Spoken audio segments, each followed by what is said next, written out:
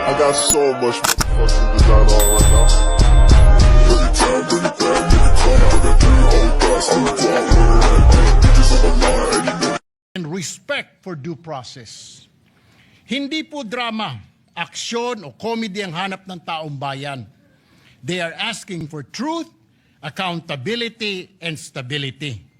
And that is precisely what this institution owes them, Mr. President. Maraming salamat po, Ginoong Pangulo. In consultation, just a minute, in consultation with the majority leader, I will not rule that manifestation out of order because actually it is a privileged speech or it is actually a topic for personal or collective privilege. But since it's a matter of grave importance, Senator Tulfo, I share with you the sentiment of its grave importance. Myself, I'm taking prudence and waiting for all the investigations. There are resolutions filed. It will be referred to the proper committee. But of the highest order, in accordance with our rules and constitution, is always the election of our officers' organization. So unless anyone has a higher motion now, because actually members of the majority have also asked to speak on that matter. And we will allow everyone to speak on that matter, but we will proceed first with the election of our committees. Majority Leader? Minority Leader. Yeah. Minority Leader, then Senator Risa. Thank you. Thank you, Your Honor, Mr. President. We concur. But the reference, the referral of the speech and the forthcoming resolutions will be later on. Yes. Well, it's not a speech. It's a it's a manifestation. So unless there's a motion to refer, which let's harmonize it later on with the resolution filed by the minority. Yes, so that we do not like to refer it to different committees. Yes, I will like to file for a motion later on for the referral. That's in order, Minority Leader. What's your pleasure, Senator Risa? Salamat po, Mr. President. Together with the Minority Leader, I defer to the ruling earlier stated by the presiding officer. Pero just to make of record, Mr. President, nakaschedule din po ako mag-deliver sa ating agenda for the day ng privilege speech. And it so happens po, katulad nung paksa nung talumpati ni Senator Erwin Tulfo, and specifically moving forward from the events of last week and this week, Mr. President. Noted. So, and I look forward to being able to deliver that within today's session, Mr. President. Noted. So can we go to the Thank you, Mr. President. Senator Tulfo. So unless this has to do with the election, we will defer all of those manifestations later in accordance with our rule. What is the reason that you rise, Senator Tulfo? Mr. President, manifestation of support lang sana. Sorry, Senator, I made a ruling already supported by the... But I will go to you right after. Majority Leader, please recognize Senator Tulfo right after you read the committees. Maraming salamat po. Yes, Mr. President, with that, may I just move that we refer the manifestation of Senator Erwin Tulfo and the manifestations that were mentioned to the Committee on Rules? We will wait for the Minority Leader when we read the... resolution I withdraw the on. motion, Mr. President. Maybe we will take a quick... therefore, Mr. President, we will go now to the previous motion of this representation pursuant to Rule 10, Section 13 of the Rules of the Senate. I move to elect the chairpersons of the Senate Permanent Committees. I so move, Mr. President. Is there any objection? Hearing none, please proceed. Senator Pia Cayetano as chairperson of the Committee on Accountability of Public Officers and Investigations. Vice Senator Panfilo Lacson. So move, Mr. President. Any objection? Hearing none, Senator Pia is hereby elected. Senator Amy Marcos, chairperson of the Committee on Foreign Relations. Vice Senator Erwin Tulfo. So move, Mr. President. Any objection? Hearing none, Senator Amy is hereby elected. Senator Camille Villar, retained as chairperson of the Committee on Environment, Natural Resources, and Climate Change. So move, Mr. President. Any objection? If not, Senator Camille Villar is hereby elected to such committee. Senator Robin Hood Padilla as chairperson of the Committee on Constitutional Amendments and Revision of Codes. Vice Senator Francis Pangilinan. So move, Mr. President. Any objection? Hearing none, Senator Robin Padilla is hereby elected to that committee. Senator Camille Villar as chairperson of the Committee on Government Corporations and Public Enterprises, Vice Senator Mark Villar. So moved, Mr. President. Any objection? If not, Senator Camille Villar is elected to that. Mr. President, as earlier committed, Sure. Senator Rafi Tulfo Yes, would like Senator to Tulfo, take the I floor. apologize.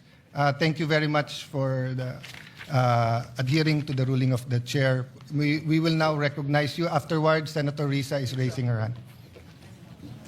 Mr. President, I would like to associate myself with the manifestation of Senator Erwin Tulfo. Meron lang po akong konting katanungan.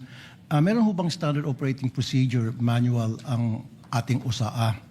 Number one. Number two, pagdating po sa pag-handle ng firearms, are these the members of the USAA, are they trained?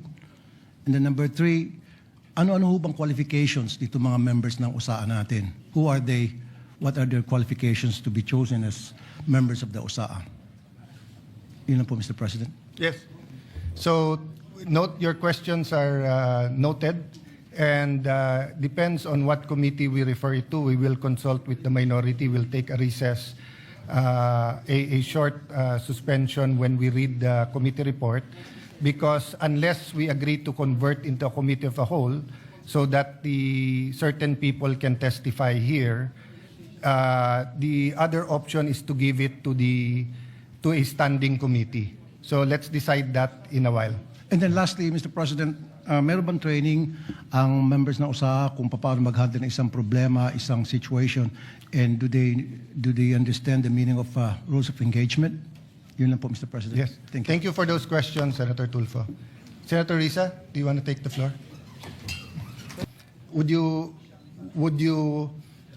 May I ask you if we can make a statement rather than interpolate today? Senator Risa, kung may mga gustong mag-interpolate, pwedeng sa Monday. Yeah. Senator Risa answered in the affirmative. Yes, Mr. President, considering that I was approached by your good self just moments ago and explained the matter that there is an apparent consensus that this subject matter, also subject of Senator Risa's speech on question of privilege, I yield to the better judgment of the President of the Senate, and I will hold my questions until Monday. Thank you, Mr. President. Thank you, Senator Marcoleta. Thank you, Senator Risa Ontiveros. Minority Leader, may I just give, you're my kuya, but she's my ate. Yeah. Senator Pia. Mr. President, I also will not interpolate or make my own privileged speech today as requested by the Senate President. I reserve my right to make the proper interventions at the time that the Senate President and our other colleagues agree upon. But I just want to make this quick statement. Parang walang nangyari. Yan po ang statement ng ating butihing Senadora Risa Hontiveros. Siguro po para sa inyong mga wala dito. Pero para sa amin na nandito, napakaraming nangyari. Takot na takot po ako na kailangan ko na magpaalam sa mga anak ko. At yung staff ko, 2 pintuan ang pagitan ko sa putukan. Yung staff ko na si Claire, na 20 years na sa akin, nandun siya sa labas. She has a 12-year-old son. Kinuwento niya sa akin lately na tumatakbo siya, hindi niya alam kung saan siya pupunta. Kaya para sabihin niyo na walang nangyari. Napakasakit para sa aming lahat na nandito. And as I said, 2 pintuan na nagpo-protect sa akin sa putukan. Pero yung media, yung Senate staff, yung hindi naman makauwi dahil sila ang security, sila ang elevator women and boys natin, nandoon po sila. So dear colleagues, napakarami nang nangyari. And one more thing, wala ho akong sinisisi. Pero nung pagkatapos ng lahat, pagtingin ko ng group natin, yung dating majority group, walang ni isa sa inyong nangamusta sa amin. Some of you I've known for 20 years, 10 years, and I didn't even hear any of you say, kamusta na kayo dyan? Napakasakit na sa akin. Sobrang sakit. So yun lang ang masasabi ko. Yes, I am very ready to share my story, to ask questions. Pero kung wala ho kayo dito, huwag niyong questionin yung mga nangyari sa mga nandito. Dahil nandito kami, kasama ng staff namin, Senate staff. You have your own story. I respect that. But please respect my own story. Thank you, Mr. President. Minority Leader. Mr. President, yes, of course, we sympathize with the manifestation made by Senator Pia Cayetano. But my position is merely to give a suggestion for your consideration and for the consideration of our colleagues. I think this particular issue, once culminated, should be referred to the Committee of the Whole. The reason being, it is an extraordinary remedy necessary because of the issues of Senate institutional security. With the chamber itself is affected, the institution is threatened. There are multiple Senate committees that are going to be involved: public order, justice, rules, ethics, even finance, because of the procurement of the weapons allegedly that were used.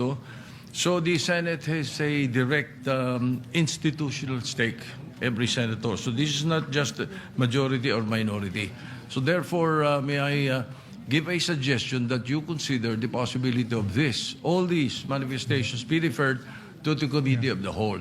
And in the past, the Committee of the Whole, when we investigated formally, we investigated PhilHealth, it was the Senate President that chaired the Committee of the Whole, unless he appoints a This co-chairman. representation always takes, you know this, Your Honor, always takes your suggestions seriously. So Thank you. you're suggesting we use Rule 14 and Section 14 of the rules and create a special committee, the Committee of the Whole. Is that correct? Yes. Mr. President, if I may, Mr. President. And before that, since we're going to go into caucus to speak about the calendar, may I ask the Minority Leader if it's acceptable that we discuss it there?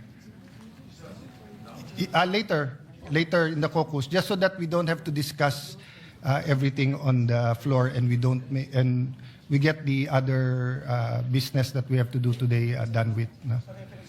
Can I, Mr. President? Yes. Mr. Majority President, Leader. I'm sorry, Mr. President, but just to put on record, there are a lot of senators who wanted to speak and reserve their right On this issue. on this particular issue. Put it on We record have- so that we yes, can we have amend it. Senator Mark Villar, Senator Camille Villar, Senator Jinggoy Estrada, Senator Robin Hood Padilla, Senator Bongo, Senator Lauren Legarda, Senator Win Gatchalian, and even this representation, Mr. President. So, if I may, Mr. President, and with the indulgence of our colleagues, I think we already made that decision that on Monday, we can talk about this, Mr. President, and of course, entertain the idea being raised by our Minority Leader. So with that, Mr. President, may I just move that we proceed with the reference of business so that the resolutions I just have to recognize Senator Ontiveros with that pakiusap of everyone. We that yield, Mr. President. Yes. We yield to the distinguished lady, Mr. President. Maraming salamat, Mr. President. I empathize with the experiences and the feelings expressed by the gentlewoman from Taguig and Pateros. May I just repeat what I clearly stated at the context of na parang walang nangyari. I'm talking about ngayon, after those terrible events that caused fear and a lot of other negative emotions and experiences sa ating mga colleagues, sa ating mga Senate staff, sa security unit dito at sa Senate media. Yun po yung punto ko. And it is akin to one of the points raised by Senator Erwin earlier, before my privileged speech. But let So me just assure to you correct that's not that, the Mr. case. President. In fact, I have to deal with the security of the Senate every day. I'm just not telling you everything that we have to deal with now to make sure that there's no bombs in the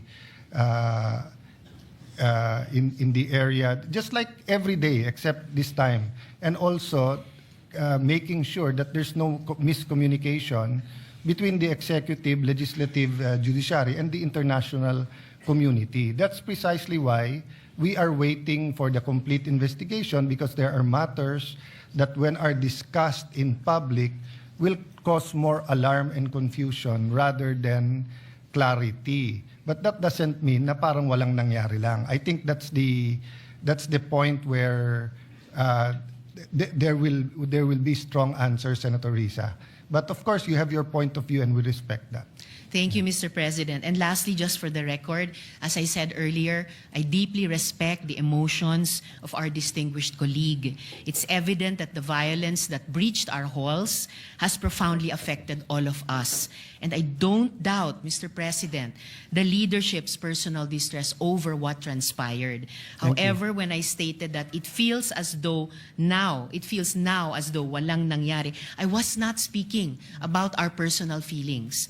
I was speaking about our institutional posture. Thank you for that. Our grief as senators is valid, but our mandate requires action. Salamat po ng marami, Mr. President. Thank you for that statement. And personally, I've stated this again and again.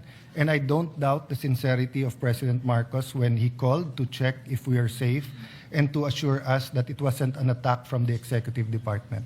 I don't doubt that. That's why we're waiting for the whole investigation. Thank you. Majority Leader, let's Yes, proceed. Mr. President, just to put on record, it's really way, way different when you are here inside this Senate premise, especially during the time when we were inside that one room, Mr. President.